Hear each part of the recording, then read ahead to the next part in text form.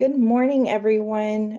Welcome to the Solar and Multifamily Affordable Housing, or SOMAH, our latest property owner webinar series webinar. Today's webinar is going to talk about how LIHTC major rehab projects can leverage SOMAH to get some funds for the installation of solar PV. My name is Rachel Diaz, and I'm a program associate with the SOMAH PA, and I'll be your moderator for today's webinar.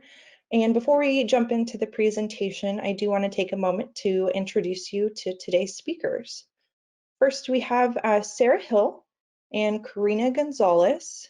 And in addition, we have folks from the California Housing Partnership who are authorized SOMAH PA representatives as well. We have Blanca de la Cruz, Michael Klaproth, and Srinidhi Sampath Kumar today. And today's webinar will cover the following. First, we'll start with a snapshot of the SOMAH program, an overview of the program's technical assistance options, how folks can leverage SOMAH for LIHTC projects. We'll discuss some design consideration for new projects, and at the end, we'll do a question and answer session. So make sure to drop some questions along throughout the presentation, and we can cover those questions in the Q&A. There are a few things that I want to point out before we begin the presentation. First, our presentation includes some live poll questions that'll be scattered throughout the training. Attendees will get about a minute or so to cast their votes for poll questions, and to cast a vote, you just simply click on the answer that you want to select. And in addition, again, we'll be setting aside some time at the end for a Q&A session. Thank you, Rachel. Our presentation will begin with a program snapshot. SOMAH's primary goal is to provide solar financial benefits to tenants of qualified affordable housing by working directly with property owners to help install a single solar system that serves all tenant units and the common areas. Participants are required to allocate at least 51% of the solar capacity to offset tenants' electricity usage, thus providing tenants with long-term solar credits through their electricity bills, while also helping to reduce operating costs for property owners. The program budget is $1 billion over 10 years. That's up to $100 million annually that is allocated by investor-owned utilities or IOUs. These are funds from shared greenhouse gas auction proceeds. And since launching in mid-2019, the program has built a robust pipeline. This table shows applications received to date and the amount of funding that is currently available by utility territory. As you can see, the largest share of applications are in the PG&E utility territories, followed by Southern California Edison and San Diego Gas and Electric. Overall, there is $146 million of funding available, and we anticipate additional funding to come in first quarter of 2021 for the larger IOUs, and for Liberty and Pacific Core utilities, additional funding will come in the second quarter. The SOMAH application process is an open enrollment, and funding is on first come, first serve basis. So these numbers will continuously be updated. Currently participating in the program, there are 390 projects by at least 63 property owners. So several owners are participating using SOMAH for multiple properties. More than 32,064 households will be benefiting once installations solar are completed. Well, the program minimum is 51% towards tenants. We're actually seeing that the average owner to tenant allocation split is 11% common area and 89% tenant. In terms of average system sizes, what we see is that it varies by property size. The smaller properties of up to 40 units average at 72.5 kilowatts, and properties with 40 to 100 units are at 161.2 kilowatts, while the larger properties of over 100 units have an average of system size of 335 kilowatts. We'll cover eligibility requirements in more detail, but the primary requirement is that the property must either meet the tenant income requirement with an affordability mix of at least 80% of the residents must be at incomes of 60% AMI or below, and the project must be located in a disadvantaged community or a DAC as designated by Cal EPA's using its Cal EnviroScreen Tool 3.0. You can see it from this graph that in some of the current properties in the pipeline, we have at least 30% of the current projects are located in a DAC, and the rest are located and the rest have qualified under the income criteria. And this is important because the SOMAH program administration team will be prioritizing projects that are located in disadvantaged communities to ensure that historically underserved communities have access to clean energy and energy bill savings. Marketing and outreach will be focused on letting owners of these properties know about the SOMAH incentives and its services. So we encourage you to explore the Cal EnviroScreen tool, but we're also happy to help you screen your portfolio for both of these criteria. The strategy to increase participation by DAC properties includes major rehab projects going through the LIHTC program. Currently, there are 4 LIHTC projects in the pipeline, and we want to increase this number. We're seeing that 4% and 9% major rehab projects are missing out on co-leveraging solar dollars for owner and tenant bill savings. So 2020 rehab projects can still apply for SOMAH incentives and access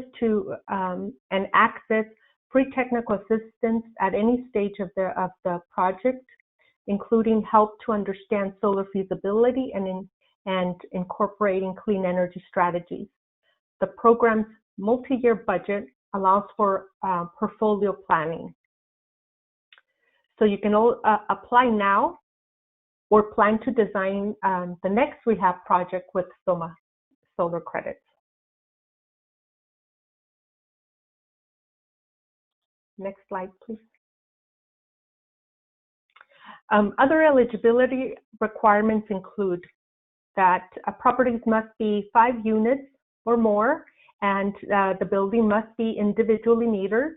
As mentioned before, the property must have an existing regulatory agreement with at least 10 years remaining in the term, and either meet the income requirement of at least 80% of the residents at incomes at or below 60% AMI or be located in a DAC. The property must also be an electricity customer of one of these utilities or be a customer of a community choice aggregator that is participating in virtual net metering.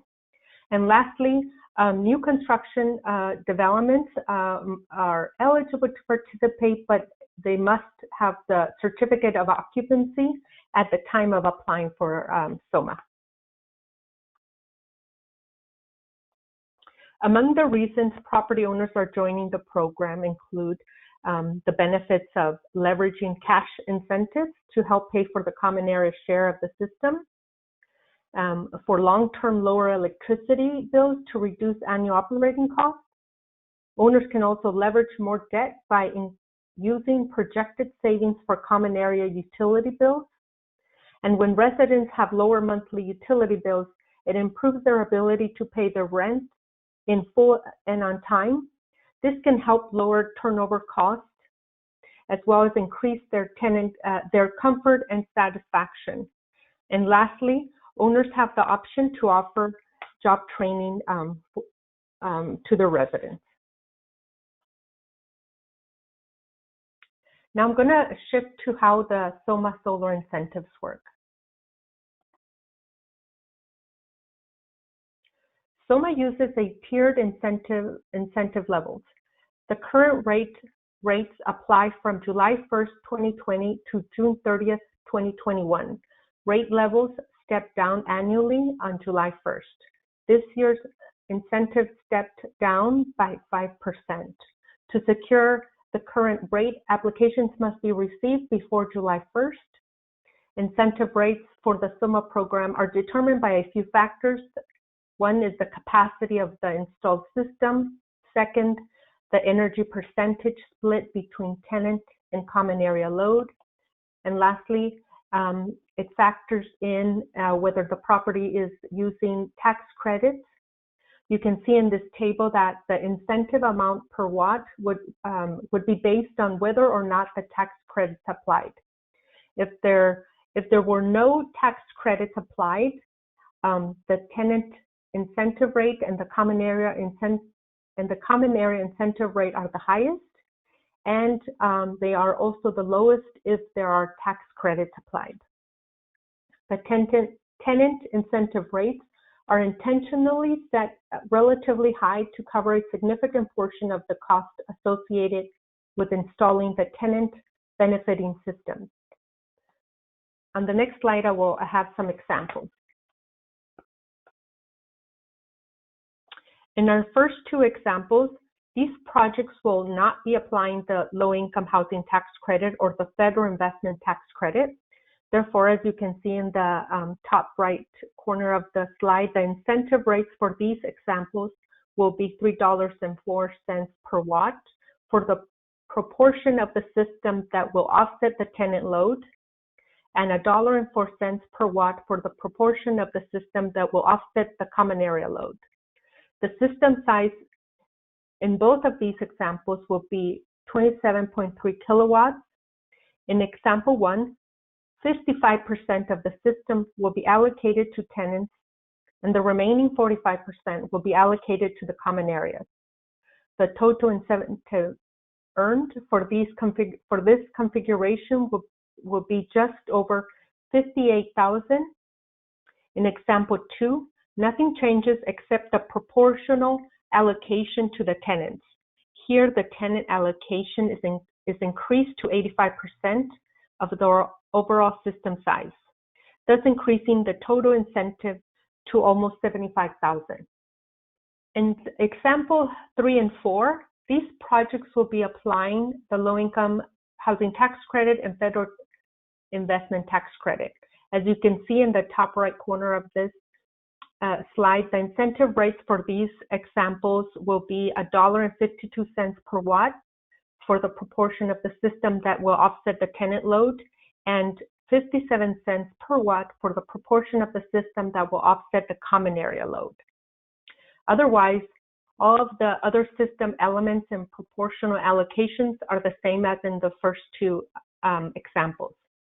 Here, the properties will earn approximately $29,811 and $37,606 respectively for their installations. So this gives you a sense of the different project scenarios.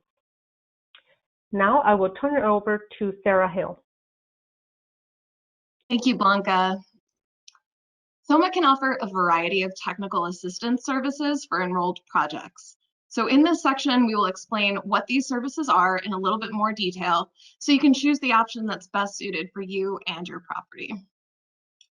There are two different categories of technical assistance through the SOMAH program. First, there's Track A, also known as upfront technical assistance.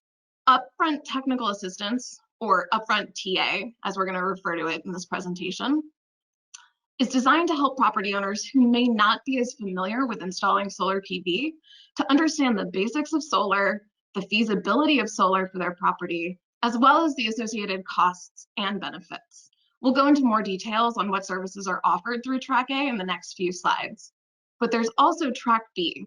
Track B is an option for property owners who do not need upfront technical assistance. These property owners may be more familiar with installing solar and have already selected a contractor to work with for the project that they have in mind. but both Track A and Track B applicants can get what's called standard technical assistance throughout the application process. We'll dive into the details on these pathways in the next few slides to give you a sense of what kinds of technical assistance the SOMAH PA can provide. So as this slide shows, the only difference between choosing Track A or Track B is that Track A participants opt into 3 additional months of free technical assistance with the SOMAH PA to help them work through details related to considering solar installation. Projects that pursue Track A will have program funds earmarked for their property as they work through the technical assistance. And then after upfront technical assistance has been completed, the project will submit for a reservation request. Track B, on the other hand, starts the application process when submitting the reservation request. Both tracks have 18 months from the time the reservation request is approved to install their solar PV system and submit the incentive claim package to receive their incentive payment from SOMAH. Upfront technical assistance services are provided at no cost to help property owners answer the questions that they might have related to installing solar PV at their multifamily property. The goal is to offer support to affordable property owners that may not have as much previous experience with solar, so that everybody has equal access to the SOMAH program and they can get started with some technical support from an objective third-party resource. All Track A projects will have a designated energy project manager that is assigned to them, who will serve as a single point of contact and work with property owners throughout the TA process to answer questions and provide guidance. Upfront technical assistance may be a good first step for a property owner who wants to better understand the solar potential of their site, the amount of funding that SOMAH incentives can provide to offset installation costs, and the associated costs and benefits of moving forward with a SOMAH project. Upfront TA services will be tailored to meet the specific needs and questions of the property owner. Some typical upfront technical assistance services might include a customized solar feasibility report that can help estimate the solar potential of your property, bidding support. We can also talk about both of these in more detail in the next few slides. Financial analysis, including estimated costs for the installation and SOMAH incentives, as well as projected utility bill savings analysis. Establishing an appropriate common area / tenant area split based on the goals of the property and program rules. Discussing ownership or leasing options that might be available, and or coordination with other statewide programs like energy efficiency, battery storage, or EV programs that are available to affordable multifamily properties in your area. TA can also provide project management support to help ensure that projects are completed according to both SOMAH and low-income housing tax credit timelines, and assistance integrating solar into the low-income housing tax credit scope of work. SOMAH PA can also help you identify financing options to help find resources to help gap fund the solar installation if needed. The Solar Feasibility Report is one of the most common services that's requested during upfront TA.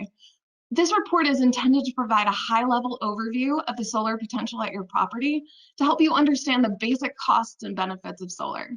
In addition, the report typically includes some of the following: site and historical energy use information, an estimate for PV system sizing and a sample design, which will include a satellite image of your property where the solar modules may be most likely installed to meet your site-specific needs, a financial analysis that can show you how a cash purchase differs from a lease or power purchase agreement, so you can weigh your options and make the best ownership decision for your long-term goals, estimated costs, savings, and the SOMAH incentive amount, and finally, a utility rate analysis that can help illustrate how your bill may look post-solar. The upfront technical assistance process is really tailored toward the property owner preferences and needs to help address any concerns or questions that you might have before starting the process of designing and installing solar PV.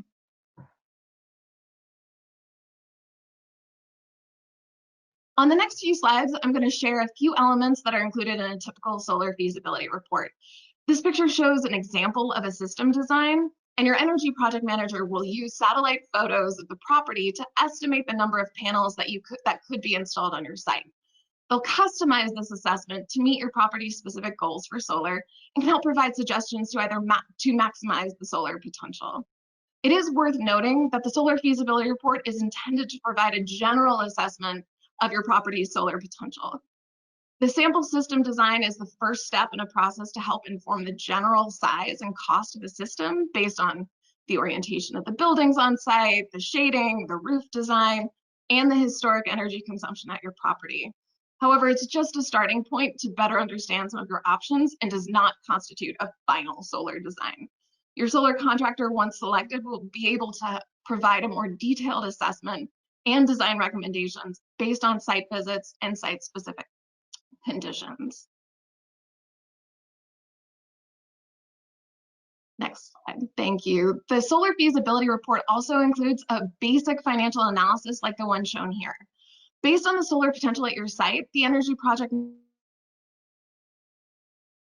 manager can give you a rough estimate of how much your system might cost, the amount of incentives you would qualify for under the solar program, and this will help estimate the amount of out-of-pocket costs that you would need to cover in order to purchase and own this equipment. The financial analysis can also help explain how this could increase or decrease by changing the amount of the solar that's provided to your resident meters versus your common area meters. And furthermore, it can help you understand the amount of energy that the system will likely produce over the course of the year.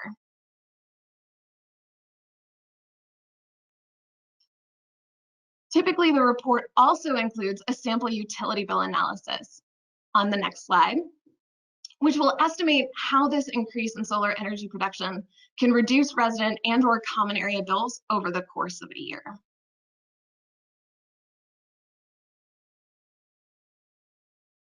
So for Track A participants, multiple bids will be obtained during the upfront technical assistance period. It's mandatory to obtain at least 3 bids to review, and a contractor must be selected before moving forward with a reservation request. The SOMAH PA has several resources to help assist with bid collection. These resources are available to both Track A and Track B participants. While Track A participants are required to collect at least 3 bids from solar contractors as part of their application, it's worth noting that Track B participants can either elect to collect multiple bids or may elect to waive the multiple bid requirement. Either way, it's not required that you use the online bidding portal in your procurement process, but it is there to help if you choose to use it. Your energy project manager can help you walk through how to use this portal if you think it would be a helpful tool in your procurement process. Both of these resources can help offer an apples-to-apples comparison between your solar installation bids to minimize confusion and help property owners make informed decisions. As I mentioned earlier, whether a property owner decides to pursue Track A or Track B, the SOMAH PA offers what we call standard technical assistance for all program participants. Standard technical assistance can be requested by a property owner or their designated applicant at any time while enrolled in the SOMAH program. And it's intended to offer support for projects as they navigate their solar installation and SOMAH participation. Some typical examples of standard technical assistance services are included here, such as understanding some of the program milestone requirements, general application support, coordination and referrals to energy efficiency programs, assistance with your VNEM allocations, referrals to IOU resources to help better understand post-solar utility bill impacts and post-solar utility bill statements, and assistance troubleshooting interconnection issues. But these are only examples. The standard TA is really intended to assist you and your solar contractors that troubleshoot challenges or questions that you might face throughout your enrollment in SOMAH as needed. I'm now going to pass this back to Blanca to discuss the low-income housing tax credit projects and SOMAH in more detail. Thank you, Sarah. Now let's look at some SOMAH rules and how these impact the LIHTC rehab projects. Rehab projects must submit a regulatory agreement with at least 10 years remaining in the term. SOMAH will also accept a HAP contract in lieu of a regulatory agreement This is a housing assistance program contract for HUD Section 8 project-based vouchers. This means that eligibility is based on the existing rent restriction, not the LIHTC award. Acquisition and rehabilitation projects are changing ownership, so you'll also need to submit the purchase contract.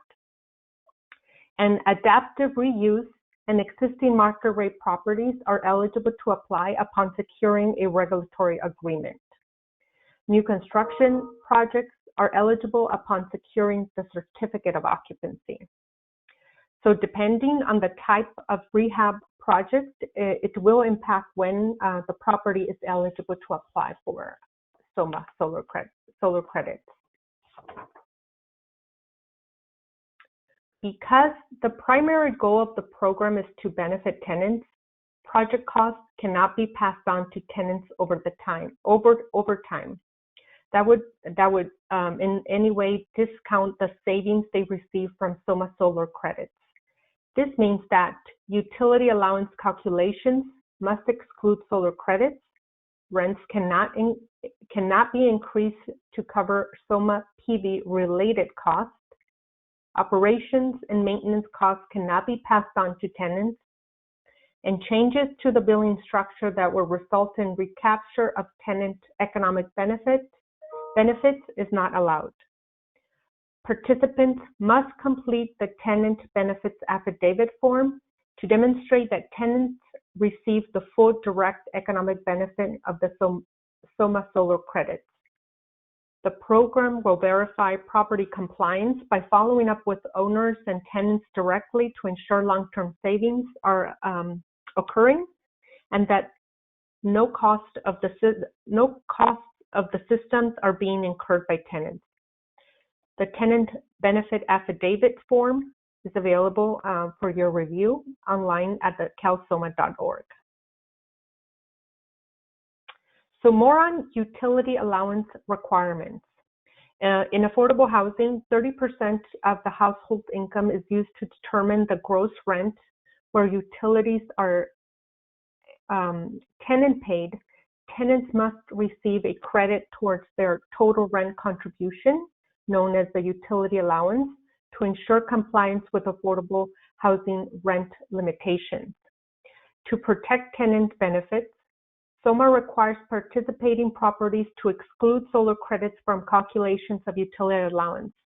This prevents rents from increasing directly in relation to the solar credits on the utility bill. There's three main types of utility allowance schedules.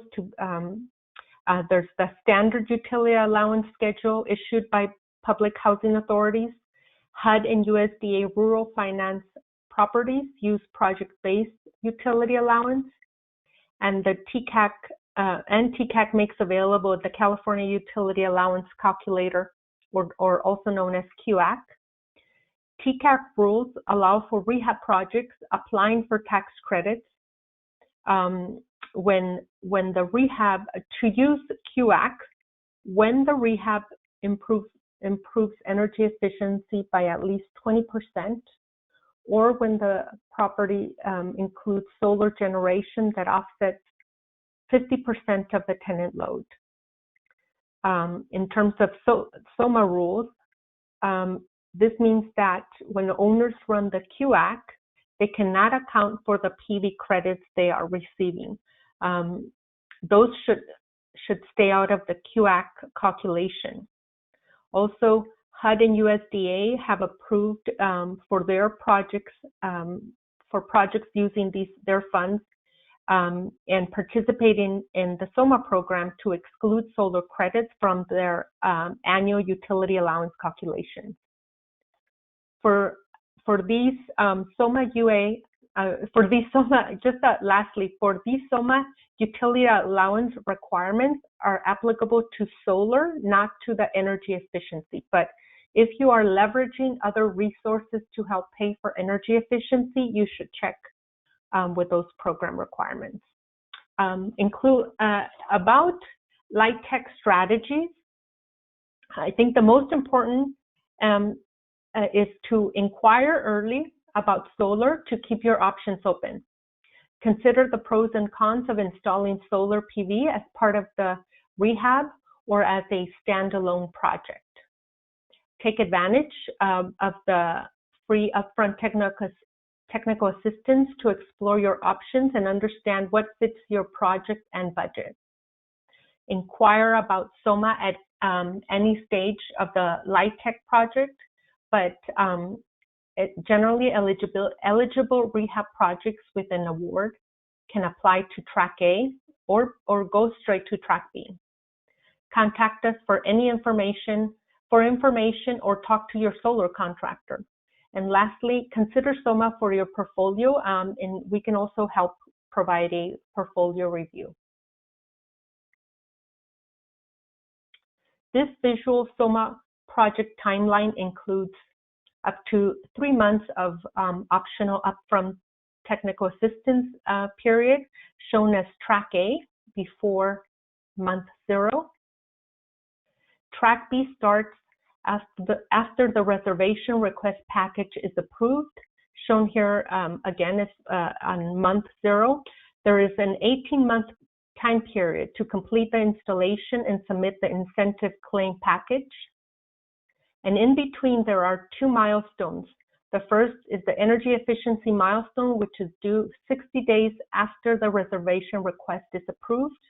And the second milestone is the proof of project, which is due after 240 days, the reservation request approval.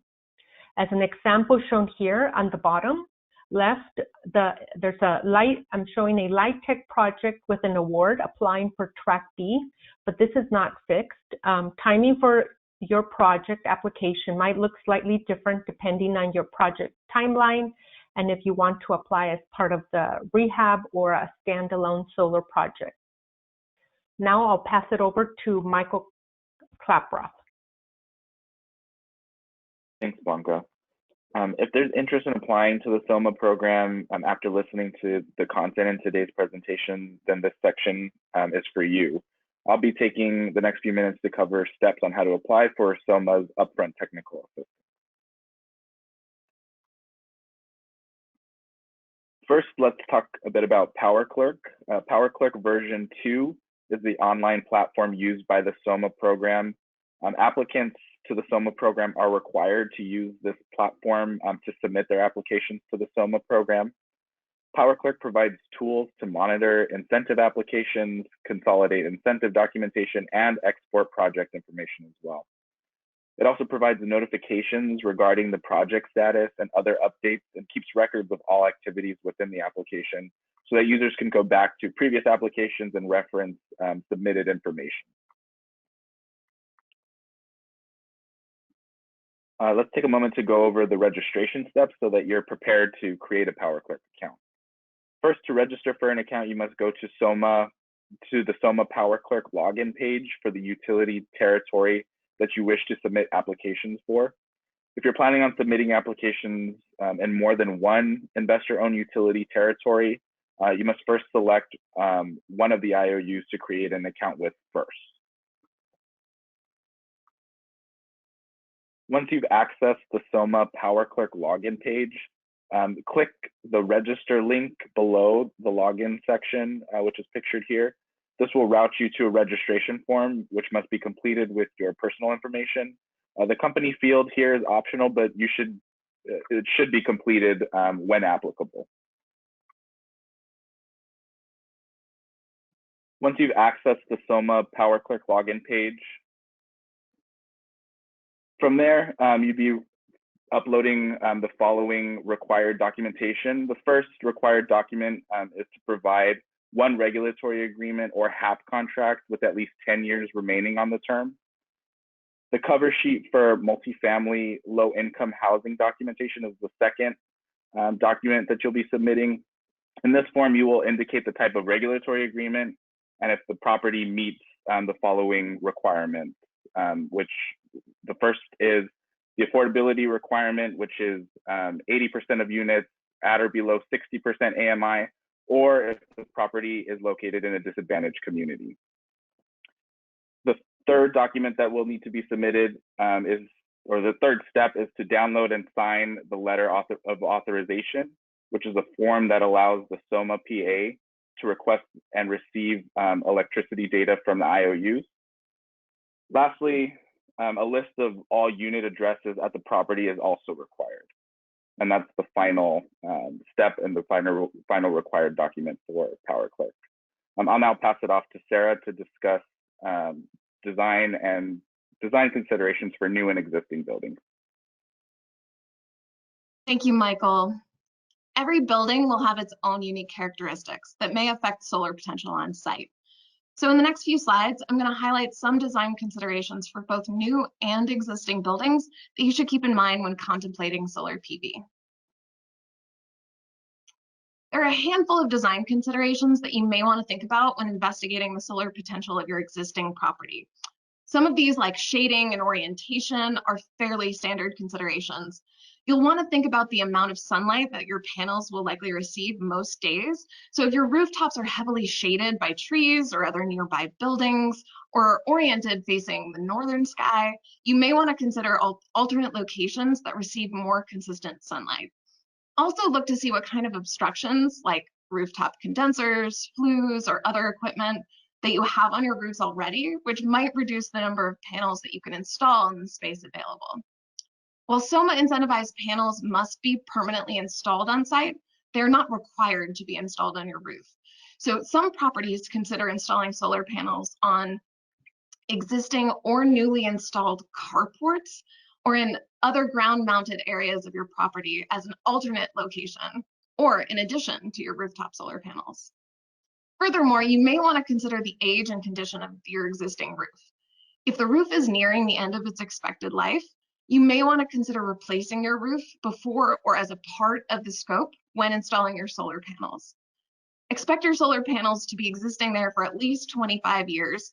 So if your roof is likely to be changed in that time, you might want to consider doing that right up front. Also, it's worth considering your existing energy bills.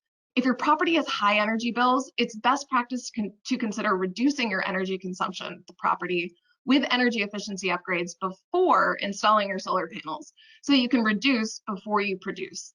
A good analogy that I like to use is that high energy consumption at your property is like having a hole in a bucket full of water, and adding solar energy is like turning on a faucet to fill that bucket. If you can plug those holes in your bucket first, i.e. reduce the amount of energy used through energy efficiency, then you can use less water to keep your bucket filled up. And that will reduce your out-of-pocket costs for installing a right-sized system. And as we mentioned earlier in the presentation, if you're interested in reducing your energy bills through energy efficiency, we can help connect you with local programs specifically designed for affordable multifamily buildings that can provide low or sometimes no cost energy efficiency upgrades. On the other hand, if you're considering increasing your electric load by electrifying some of your end uses like heating or water heating, for example, installing EV chargers at your property, it might be worth investigating this before designing your solar PV system so that your system can be properly sized to account for these planned additional electric loads as well. The SOMAH program has a few guidelines to keep in mind related to new construction projects. First, it's worth noting that SOMAH eligible properties must be existing buildings with a final certificate of occupancy and at least one regulatory agreement in place. That said, while new construction is ineligible for SOMAH, property owners can plan ahead and install solar PV after receiving your certificate of occupancy. And owners can still use the SOMAH incentives for buildings recently placed in service. Effective as of January 1st, 2020, the 2019 Building Energy Standards include solar requirements that are worth mentioning here in a little bit of detail. So if your residential properties do not install solar PV system, they must be solar ready, providing a solar zone, a shade and penetration-free portion of your roof to facilitate future PV installation. High-rise residential properties, 4 to 10 habitable stories, are not required to install on-site solar PV, but must be solar ready. But low-rise residential properties, 3 or less habitable stories, must install on-site solar PV with several exceptions. All of that being said, here are some considerations that you may want to include in your designs for new construction if you're considering installing solar. Maximize your roof space for a sufficient solar zone. Consider the orientation and slope of your roof. Minimize shading and equipment obstructions on your roof. Consult a contractor to more accurately estimate your future system's capacity and size.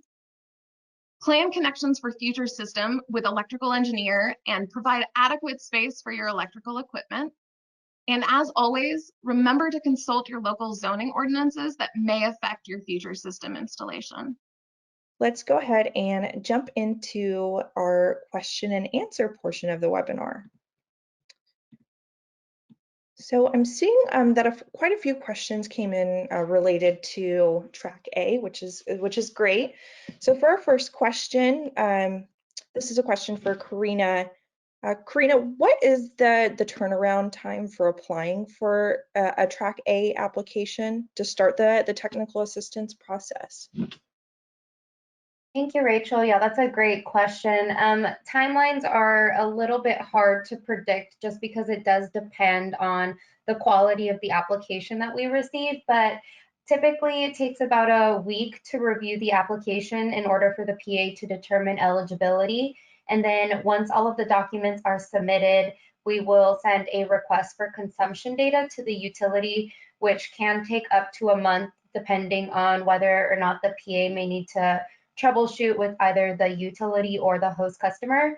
After we get that data back from the utility, then the upfront TA request will be approved. And then from that point, your 3-month upfront technical assistance period will begin. Thanks, Karina. So moving on, it looks like we have a question for Michael. So Michael, are existing LIHTC projects that are not currently going through a resyndication eligible for SOMAH? Yes, and that would be a standalone solar installation, and those are eligible to participate in SOMAH as long as they meet all of the eligibility requirements. So in short, yes. Thanks, Michael. So it looks like there's a few questions on whether or not LADWP or the LA Department of Water and Power is available as a utility provider under SOMAH. So Blanca, can you provide a little bit more insight on if LADWP is considered eligible? DWP and any of the municipal utilities across the state are not eligible for SOMAH. However, you know, if you are interested, you may reach out to Michael and myself for information on other programs like the Low Income Weatherization Program, which provides energy efficiency and solar. And we also know regarding DWP, they also are planning to launch a program, hopefully 2021. They do have funding available for a multifamily energy efficiency program, and a good resource for all LADWP programs is LA Better Building Challenge. And so you may also contact Michael to get a referral for them. Thanks, Blanca, for that insight there. So I have another question for you, Blanca. Are the current participants in SOMAH all LIHTC property owners, or are they market rate property owners? Can you provide a little bit more insight on who qualifies for SOMAH? Sure. All participants in the SOMAH program must be deed-restricted affordable housing. So they may either have a regulatory agreement with LIHTC or actually with a HUD or USDA rural finance properties. Market rate properties are not eligible to participate in the program. Thanks, Blanca. And there's a question about basically if income verifications can be used to provide or prove income eligibility, or does this need to be specifically stated in the regulatory agreement? Blanca, can you explain a little bit more about how projects can qualify for SOMAH? Sure. Income verification is not an option because that would be more applicable to a market rate property. In affordable housing, all properties must have would have a regulatory agreement or a HAP contract issued by HUD. So these are documents that have a rent restriction on the property, and that is what is required to participate in the SOMAH program. Thanks, Blanca. So moving on, it looks like we have a question for Karina. Blanca already kind of touched on this, but can a market rate apartment complex in a DAC apply for SOMAH? Yeah, so as Blanca mentioned, to be eligible for SOMAH, a property has to be deed restricted, low income housing. So this means that the property has to have either a regulatory agreement or a HAP contract. So market rate units wouldn't be eligible for SOMAH at this time. Thanks, Karina. One more question for you. For LIHTC financed rehabs, can an owner apply for SOMAH before they receive the new certificate of occupancy? So unfortunately, a certificate of occupancy is required in order to be eligible for SOMAH. And also just please remember that the PV permit has to be pulled after obtaining that certificate of occupancy. Thanks, Karina. And so we had another question come in about if LADWP could qualify, but as Blanca mentioned, that unfortunately for SOMAH, they are not eligible or not an eligible IOU, but they might have that program coming up in their pipeline in early 2021 or in 2021, excuse me. So moving on, let's see, a question for Blanca. Can you explain why there's an emphasis on existing restricted properties rather than properties that will come restricted through refinancing? We've actually just recently started discussing creating a pathway for properties that are going to be that are going through the LIHTC program that might not already have an existing rent restriction. This will require a handbook change, so it's not a quick change. And we are looking into creating this pathway. So we are recognizing that there are a lot of opportunities out there, projects that would be great projects and could meet this requirement. So if you have any comments related to this, you can feel free to submit them at contact.calsomah.org. You may also sign up to receive the SOMAH email list to receive notifications as changes to the program occur. But again, we are looking into creating a pathway for these properties. Thanks, Blanca. So we had a question come in about what's required for the energy assessment. So Sarah, would you be able to provide some more context there? Sure, I can. Well, we have entire webinars dedicated just to this topic. So if you've got additional questions on this, feel free to reach out to ta@calsomah.org and just send us an email and we can answer more detailed questions. But at a high level, if your property is already enrolled in an energy efficiency program or it's already built to Title 24 2013 standards or beyond, you may not need to do anything other than submit what's called the solar sizing tool, which is a document that basically tells the SOMAH PA what type of equipment exists in your building currently. And if you haven't yet, and it's an older building, the requirement is an energy audit report in addition to that document. Thanks, Sarah. So, Karina, Do you know what percentage of the total installation cost is generally covered by the incentive amount for an existing LIHTC project that's currently not going through a resyndication? Yeah, so it's kind of difficult to estimate incentive amounts and percentages covered, but just because incentive amounts can vary depending on a couple of things. So one of the things is the tenant and common area split. So depending on how much, what portion of the system will offset the tenant load versus the common load, that can fluctuate the incentive quite a bit. And then also what tax credits are being utilized. More information on calculating incentives, the way that they're calculated, can be found in section 3 of the SOMAH handbook, which is located on our website, calsomah.org. Thanks, Karina. So it looks like we have a question for Blanca.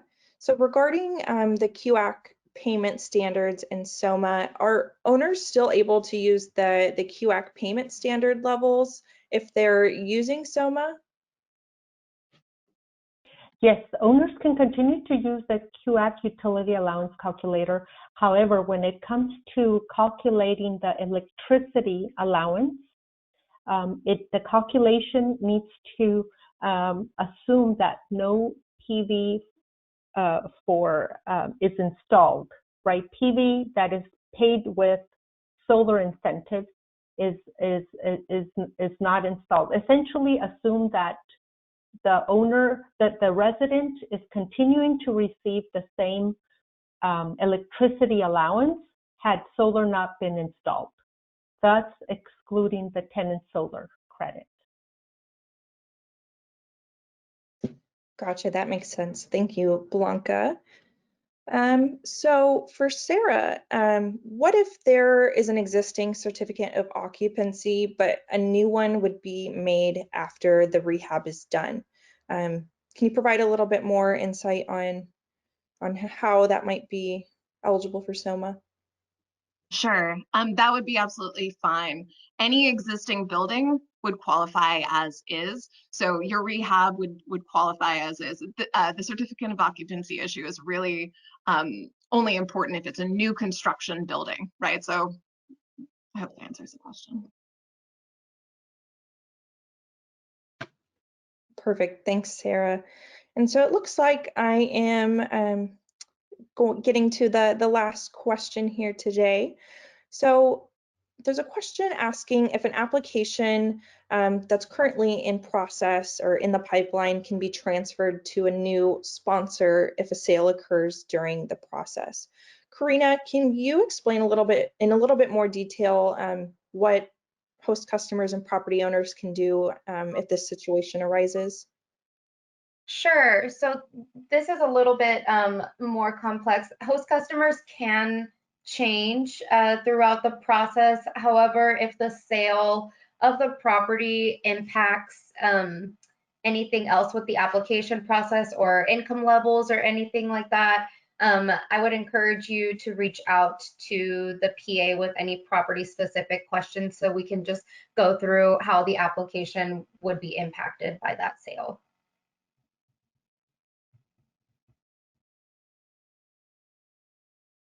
Thank you, Karina. Actually, we did receive one additional question coming through right at the last minute there, but I have a question for Michael. So let's say a project enrolls in upfront TA, and based on the solar feasibility report that gets produced, it doesn't really result in a feasible project. Will that property owner be charged for any TA services received? Or are there any additional circumstances in which there might be a cost for any of the technical assistance services that were received? Thanks, Rachel. This is a question we actually get quite a bit from property owners when we're talking to them about upfront TA. And under no circumstance will the property owner be charged for any upfront technical assistance or any technical assistance at all received Upfront TA is intended to make it really easy for owners to explore and prepare for participating in the SOMAH program. The benefit to the owner will be better understanding of the SOMAH program benefits, the requirements, and the solar feasibility process that the owner can apply to other properties in their portfolio as well. So it's still a win-win situation for the owner and the program. And just to reiterate, upfront technical assistance is completely free of charge.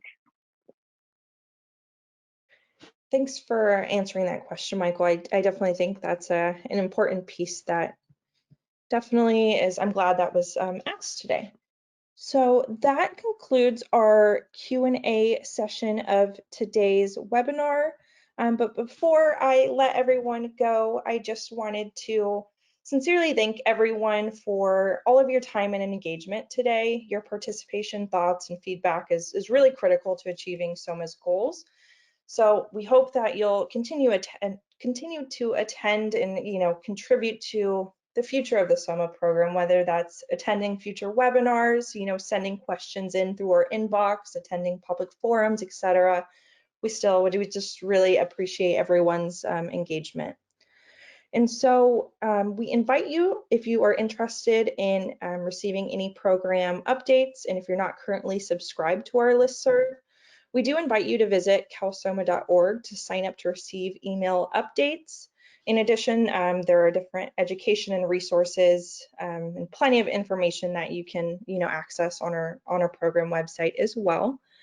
And just as a quick plug here, the SOMAH PA will be holding our next public forum on December 9th. So to sign up for this event, you'll just need to visit calsomah.org/events. And in addition, at the conclusion of today's presentation, there will be a brief survey that will pop up on your screen, and you'll be asked to complete that survey if you have time. Again, we really value our participant feedback, and we do want to take your feedback into consideration as we plan and prepare for future webinars. So if you have a moment or two, please feel free to complete that survey. It'll definitely help us out. And additionally, if you have any additional questions that you didn't think of during this webinar, or you have more project-specific feedback or questions, we encourage you to contact us via email at one of the emails here listed on this slide. But thank you so much, everyone. We really appreciate you. I hope you have a good rest of your morning, and we'll give everyone about 20 minutes back in their day.